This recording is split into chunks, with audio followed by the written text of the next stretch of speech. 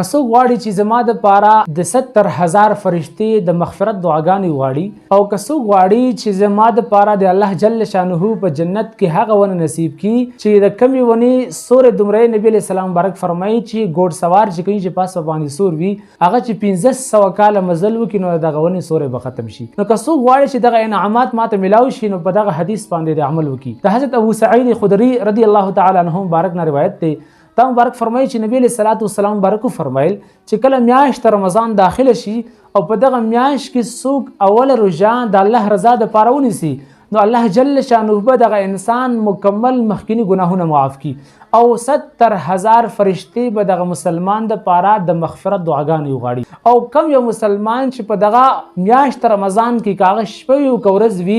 د الله رضا دپاره سجده لګوي نو الله رب العزت په دغه مسلمان ته په هر سجده باندې په جنت کې یو ونه ور نصیب کی چې د هغې ونې سورې دومره دی. نبی علیه السلام مبارک فرمایي چې کله ګوډ سوار په اس باندې سور شي او په منډه باندې خوشې شي او د دغه ونې چې کوم سورې دی د دې چې کوم مسافات دی دا ګوډ سوار چې 1500 کاله مزل وکړي دغه ونې دغه سورې به ختم شي. نو موږ تاسو له پکار دي چې په دغه رمضان مبارک کې موږ تاسو ډېر عبادتونه وکړو ډېر نوافل وکړو او موږ تاسو چې د نبی علیه السلام مبارک په دغه حدیث باندې عمل وکړو نو الله جل شانه زموږ او تاسو په انعام کې په جنت کې ډېرې ونې نصیب کړي. واخر دعوانا الحمدلله رب العالمین.